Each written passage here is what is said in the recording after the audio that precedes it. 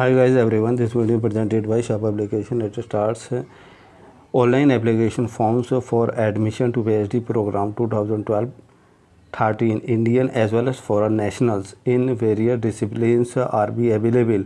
Website www.controllerexams.com as per following schedule.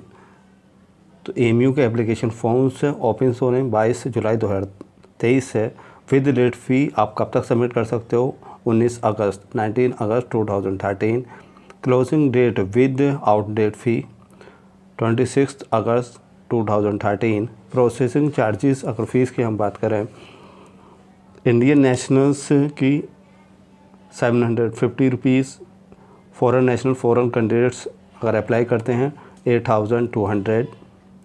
Online correction in application form means online correction window जो open होगी 28 अगस्त to 31 अगस्त 2013। जो basic instructions हैं वो देख लेते हैं और जो रेगुलेशन है 25E वो उसकी एक सेपरेट वीडियो बनाई जाएगी, उसमें पूरा रूल और रेगुलेशन देखा जाएगा। लेकिन अब ब्रीफली फ़िलहाल कौन फॉर्म भर सकता है वो हम इसमें देख लेते हैं। Before filling online application form, the candidate is required to check the availability of vacancies या seats in the concerned discipline as notified on the website। Website पर नोटिफाई कर दी गई है www.controlexam.com पर कि आपकी जो डिसिप्लिन है, आपकी जो ब्रांच है, जिस चीज़ आप फील्ड में PhD करना चाहते हो उसमें कितनी वैकेंसीज़ हैं।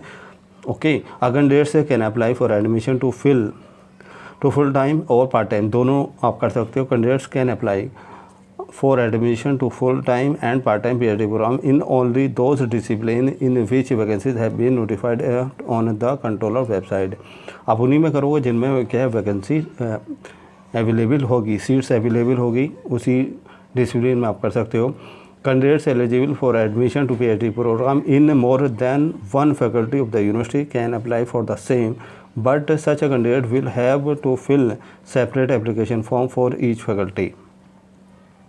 तो कैंडिडेट्स को एक से ज़्यादा फैकल्टी में वो फॉर्म भर सकता है, लेकिन दोनों के लिए वो अलग अलग फैकल्टी के लिए अलग सेपरेट ही फॉर्म, अलग अलग फॉर्म ही उसे भरना होगा।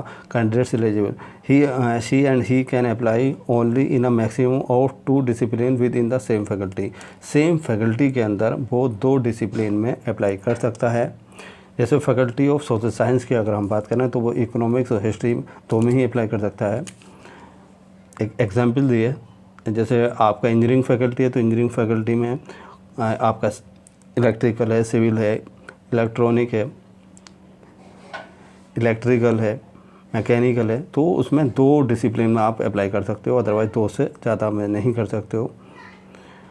सेम फैकल्टी के अंदर 2 आप डिसिप्लिन में आप अप्लाई कर सकते हो। एलिजिबिलिटी अगर क्राइटेरिया की हम बात करें, are candidates will be eligible to apply for admission to PhD program if he or she has passed in a subject relevant to her his proposed field of research।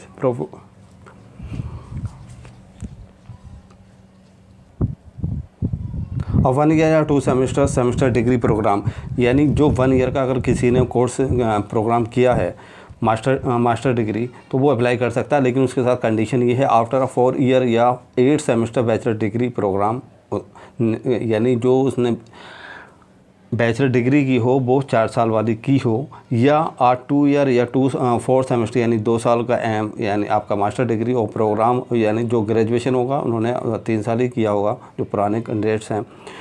Qualifying declared equivalent to the master degree by the corresponding statutory regulatory body with at least कितनी percentage marks चाहिए 55 marks in aggregate and its equivalent grade in a point scale wherever grading system is followed।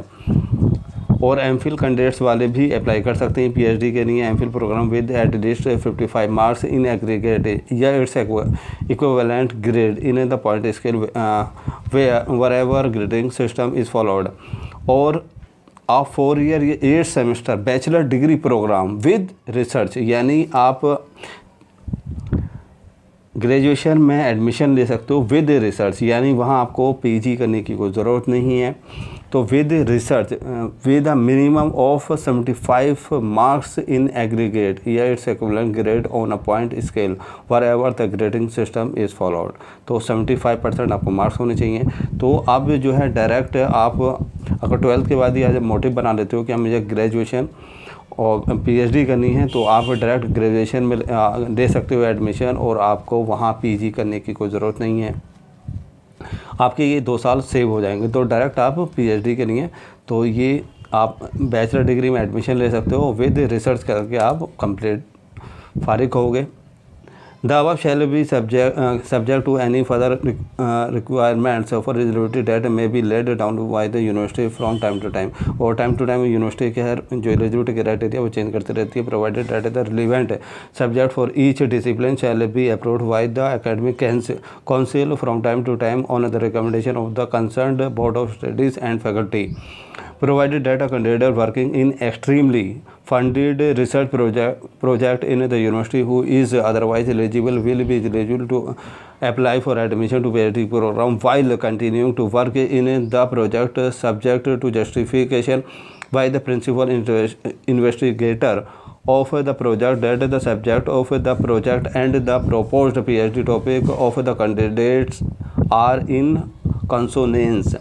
Provided that an assistant professor यानी contractual या guest teacher of this university will be eligible to apply for admission to part time, यानी वो part time कर सकता है। Part time कौन कौन कर सकता है? देखिए, एएमयू का जो कॉन्ट्रेक्चुअल असिस्टेंट प्रोफेसर हो, या एएमयू के स्कूल में गेस्ट टीचर हो दिस यूनिवर्सिटी, एएमयू के स्कूल में, अदर स्कूल की बात नहीं हो रही है। Provided that an assistant professor contractual या guest teacher of this university यानी AMU Aligarh will be eligible to apply for admission to part time PhD program if he or she fulfills the eligibility criteria, यानी लेकिन ये भी eligibility criteria को इन्हें fulfill करना पड़ेगा। Further requirements for eligibility that may be laid down by the academic council from time to time, provided that a permanent school teachers or nursing tutor of this university with 5 years of regular service will be eligible to apply for admission to part-time PhD program if she fulfills the eligibility criteria, यानी school teachers और nursing tutor भी इस university के यानी AMU Aligarh के वो as a part time कर सकते हैं, जिन्हें 5 साल एज ए रेगुलर सर्विस हो गया है। Provided that a permanent non teaching employees of this university, Aligarh Muslim university के जो नॉन टीचिंग स्टाफ है with 5 years of regular service will be eligible to apply for admission to part-time PhD program if, यानी part time कौन कौन कर सकता है? जो एमयू के टीचर्स हैं वो कर सकते हैं, और नॉन टीचिंग कर सकता है। अदरवाइज दूसरे इंस्टीट्यूशंस के लोग नहीं कर सकते हैं, दूसरी यूनिवर्सिटी के असिस्टेंट प्रोफेसर या स्कूल टीचर नहीं कर सकते हैं, ये ध्यान रखिएगा। तो आप लोग जो अप्लाई करो तो देख लीजिएगा आप एलिजिबिलिटी क्राइटेरिया फुलफिल कर रहे हैं या नहीं।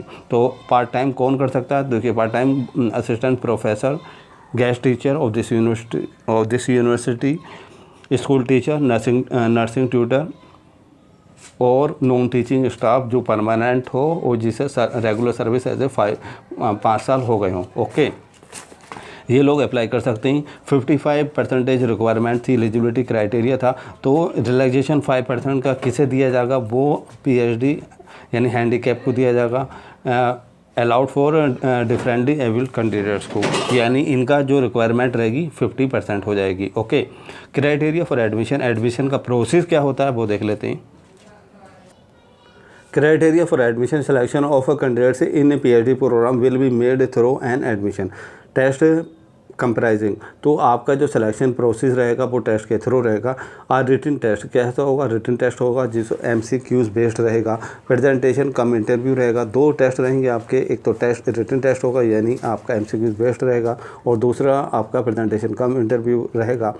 For those who qualify the written test are short list for the presentation cum interview, यानी आप इंटरव्यू के लिए एलिजिबल हो जाओगे अगर आप 50% क्वालिफाई मार्क्स कर लेते हो। Subject to exemption given under para, कौन कौन एग्जाम्प्ट होगा टेस्ट है वो हम देख लेते हैं। Candidates who qualify for fellowship या scholarship in UGC NET, UGC CSIR NET, GATE या CEED and similar national levels test with a score more than या equal to qualifying marks of general category valid at the time of admission are exempted from appearing in the written test. तो वो exempt होगा written test से। However they must appear in the presentation interview in person to become eligible for selection. तो वो क्या है, direct presentation cum interview के लिए आएगा और वो सिलेक्शन के लिए एलिजिबल रहेगा, eligible for selection. Foreign national are exempted from appearing in the written test. जो फॉरेन नेशनल कैंडिडेट्स हैं वो रिटन टेस्ट से एग्जाम्प्ट हैं। Foreign national are exempted from appearing in the written test, however they must appear in the presentation cum interview in person और through video conferencing person to become eligible for selection.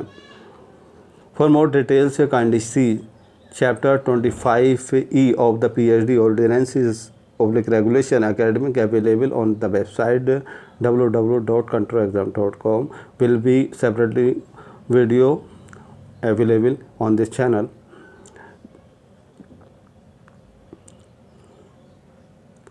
तो आप application form किस तरह का form होता है वो आपको इसी चैनल पर मिल जाएगा। किस तरह से भरा जाता है तो उसका भी लिंक आपको मिल जाएगा। किस तरह का पेपर आता है, लास्ट ईयर के पेपर क्या है, वो आपको डिस्क्रिप्शन मिल जाएंगे। कोई भी क्वेरी हो तो आप पूछ सकते हैं। Thank you for watching this video.